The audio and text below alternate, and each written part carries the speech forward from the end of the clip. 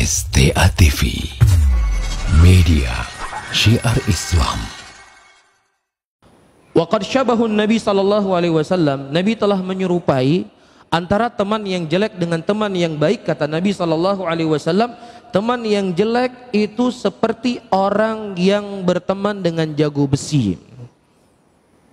Ya, bagaimana orang yang berteman dengan orang yang jago besi, walaupun dia tidak ikut mengelas besi, ya, namun serpihan-serpihan besi tersebut akan mengena pakaiannya.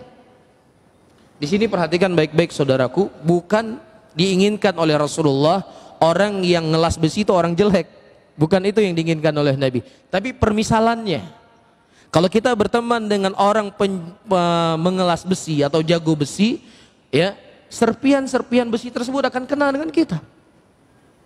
Walaupun mungkin di awalnya kita tidak tertarik dengan perbuatannya, tetapi semakin lama kita duduk, terus kita bersamanya, manjalas janas kata para ulama. Barang siapa yang seorang itu duduk dengan sesuatu, dia akan ternajisi. Ini sebuah kepastian.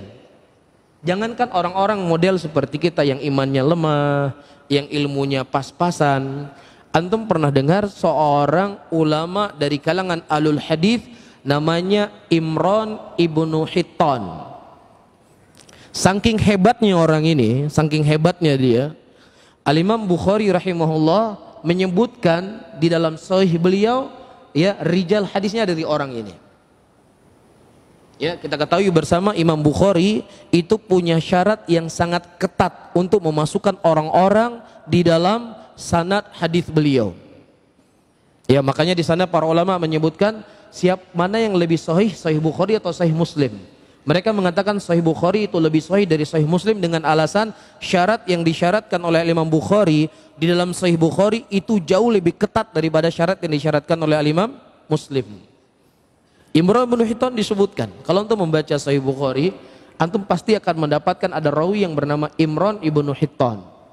Iya, tadinya dia seorang ulama dari kalangan ahlul hadis, ulama loh ya, kita bukan siapa-siapa. Kemudian dia tertarik dengan seorang wanita.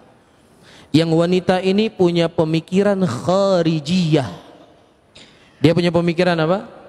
Pemikiran yang suka mengkafir-kafirkan muslimin, dan terkhusus suka mengkafir-kafirkan pemerintahan muslimin. Perempuan ini, ya. Kemudian setelah Imran bin Hittan menikah dengan wanita ini, karena memang sangat cantik wanita ini, ya, dia terpengaruh dengan seorang wanita yang hakikatnya itu lemah. Lemah nggak wanita? Lemah.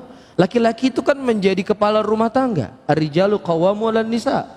Laki-laki itu adalah pemimpin rumah tangga. Tetapi yang namanya syubhat, yang namanya kerancuan, apalagi sudah selalu bersamanya, itu akan berpengaruh walaupun ilmunya itu segudang ilmunya. Hafalan hadisnya ribuan, ratusan ribu hadis, terpengaruh. Akhirnya disebutkan Imran bin Hittan membuat syair, dia memuji Abdurrahman bin Muljam. Siapa ini Abdurrahman bin Muljam? Abdurrahman bin Muljam adalah pembunuh menantu Rasulullah sallallahu alaihi wasallam, Ali bin Abi Thalib. Dibunuh sama Abdurrahman bin Muljam. Dia menulis dalam sebuah syairnya bahwasanya perbuatan Abdurrahman bin Muljam diridhoi oleh Allah Subhanahu wa taala. Antum melihat bagaimana pengaruh teman yang jelek, ya, teman duduk yang jelek, teman hidup yang jelek, ya, orangnya tidak tanggung-tanggung. Saya ulangi kembali, sepukan seperti kita yang ilmunya pas-pasan, ulama dari kalangan ahlul hadis. Oleh karena itu hati-hati. Ini sudah diingatkan oleh Nabi sallallahu alaihi wasallam ribuan tahun yang lalu. Ya, dan kemudian Nabi memisalkan, adapun orang yang mereka berteman dengan teman yang baik itu seperti berteman dengan penjual minyak wangi. Ya, saya tegaskan kembali juga seperti yang di awal, ya, Pak Ustadz itu ada penjual minyak wangi orang non-Islam, berarti dia lebih baik. Kita bukan membahas penjualnya, tapi Rasulullah mengibaratkan pengaruhnya itu. Walaupun kita tidak membeli minyak wangi, ya, walaupun kita tidak membeli minyak wangi, kita berteman dengan ahli minyak wangi, ya, nanti sebentar apa, digosok di tangan, nanti digosok lagi, walaupun kita nggak beli.